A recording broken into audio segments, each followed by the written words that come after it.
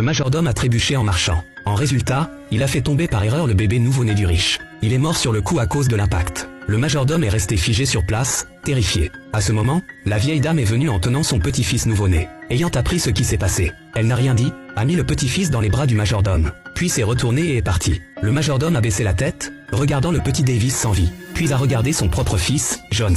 Une idée est passée par sa tête. Il a décidé d'échanger les identités des deux bébés. Ensuite, il a emmené Jones devant le riche, et a dit au riche que c'était le petit Davis. La vieille dame a pris le bébé avec excitation, a demandé au riche de l'aimer sincèrement, et de le former comme unique héritier. Le soir, le majordome a voulu débarrasser le corps de Davis. Lorsque Davis a soudain émis un cri de bébé, le majordome tremblait de tout son corps, terrifié. Enfin, il n'a pas eu le courage de le tuer. Il a emmené Davis en cachette à la campagne. 28 ans se sont écoulés. Jones passait chaque jour dans des fêtes et de l'alcool. Ce jour-là, il a jeté les clés de sa voiture sport au majordome, et lui a ordonné de la laver. Mais à peine le majordome s'est-il retourné, qu'il a accidentellement égratigné la carrosserie. Jones a vu ça et est devenu furieux, disant qu'il allait punir le majordome. Davis a assisté à tout ça. Il est immédiatement allé devant pour protéger le majordome. En résultat, le majordome l'a accusé de se mêler de ce qui ne le concernait pas, et l'a forcé à s'excuser devant Jones.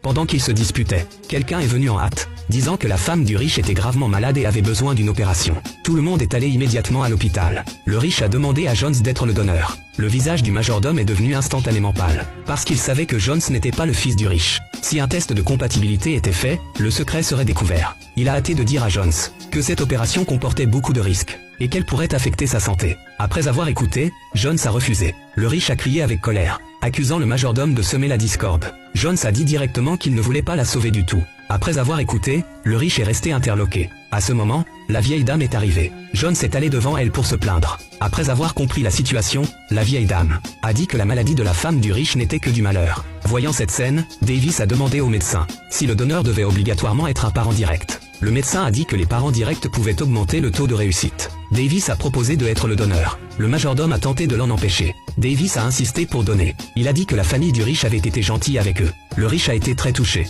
et a promis de donner 4 millions de dollars à Davis en récompense. Davis a suivi le médecin dans la salle d'opération. Le résultat de la compatibilité a montré un taux de réussite de 95%. Le riche a été très surpris, et a commencé à douter si Davis était son propre fils. Il a décidé de faire un test de paternité, et a nommé Davis président du groupe. Jones s'est opposé violemment, ce qui a provoqué une violente dispute. Le majordome, pensant que son fils perdrait son poste, a également approuvé que Davis fasse l'opération. Ce changement soudain de son attitude a fait que tout le monde a commencé à douter. Davis a également remarqué quelque chose d'anormal. Il a aussi accepté de faire le test ADN, a signé le document sans hésiter, et est entré dans la salle d'opération.